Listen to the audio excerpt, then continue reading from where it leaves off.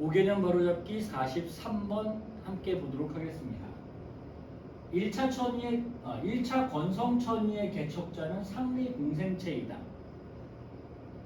1차 건성천이의 개척자 상리공생체이다. 맞나요? 네, 이거 맞죠? 네. 다시 한번 들여다볼게요. 1차 건성천이의 개척자, 이게 누굽니까? 개척자 종류는 외워둬야 되죠. 그죠?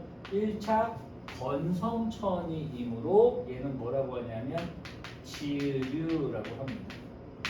그러면 이 지유류가 상리공생체니? 라고 물어봤으니까 지유류가 상리공생체인 것은 혹시 알고 있나요?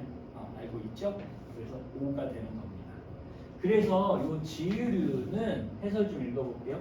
1차 건성천이의 개척자는 지유류로서 균류와 조류의 상리공생체이다라고 얘기했는데, 균류와 조류가 어떻게 상리공생하는지 잠깐 좀 설명을 할게요.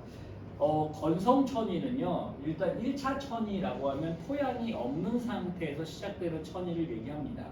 게다가 건성천이는 용암대지나 아니면 황무지 같은 버려진 황무지 같은 이렇게 흙이 없는 곳을 시작하는데, 그럼 황무지에 이렇게 흙이 없었는데, 토양이 없었는데 정확하게는, 근데 여기에 곰팡이 포자가 날아다니다가 그냥 황무지라고 해도 시간이 지나고 또는 한참 지나서 이제 풍화작용이 일다 보면 여기 아주 약간의 토양이 생겨나거든요.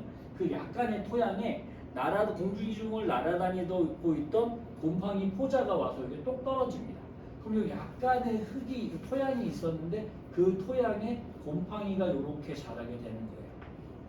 그럼 곰팡이가 이렇게 자라게 되면 곰팡이가 약간의 토양에 있는 토양을 이렇게 곰팡이의 헛뿌리로 이렇게 잡아주고 있게 되거든요. 그런데 문제는 이 곰팡이 같은 애가 균류인데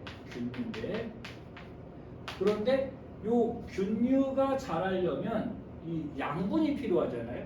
근데 일반적으로 녹색 식물들 생산자들 같은 경우는 광합성을 해서 자기 혼자 독립 영양을 할 수 있지만 균류는 종속 영양이에요. 연목체가 없다고요. 그럼 누군가 얘한테 양분을 줘야 되잖아요. 그래서 또 공기 중에 날아다니고 있던 뭐가 오냐면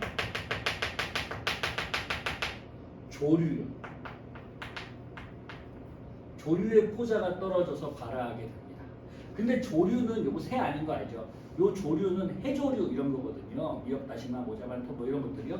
파래, 청각, 청태 뭐 이런 것들인데 요런 것들이 와서 여기서 지금 토양 속에 자라고 있어요. 그런데 조류는 원래 물에 사는 거 아닌가요? 여기 지금 메마른 땅이잖아요. 그런데 이 곰팡이의 헛뿌리가 이 토양을 살짝 쥐고 있으니까 이 토양 안에 있는 수분을 머금고 있는 거예요. 그래서 수분을 쥐고 있으면 그 수분 안에서 얘가 살면서 얘는 독립 영양을 할 수 있으니, 그럼 얘는 독립 영양, 광합성을 해서 얘한테 뭘 주냐면 양분을 줍니다. 무슨 양분이요? 그러니까 광합성에서 주는 양분이요.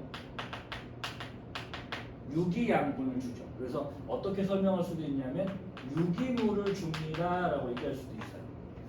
그런데 반대로 이 균류는 조류에게 뭘 주냐 하면, 금방 얘기한 것처럼 얘가 물에서 사는데 물이 없으니까 물을 주는 거거든요. 그래서 수분을 준다 내지는 서식지를 준다 이렇게 얘기하기도 합니다. 수분 내지는 서식지를 준다 얘기하거나, 또는 어떻게 얘기할 수도 있냐면 무기물을 준다라고도 얘기할 수 있습니다.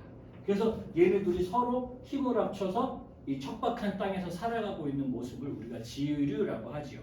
그래서 서로 도와주고 있으니까 상리공생체가 맞습니다. 그래서 다시 한번 읽어볼게요. 43번 1차 건성천이의 개척자는 상리공생체이다.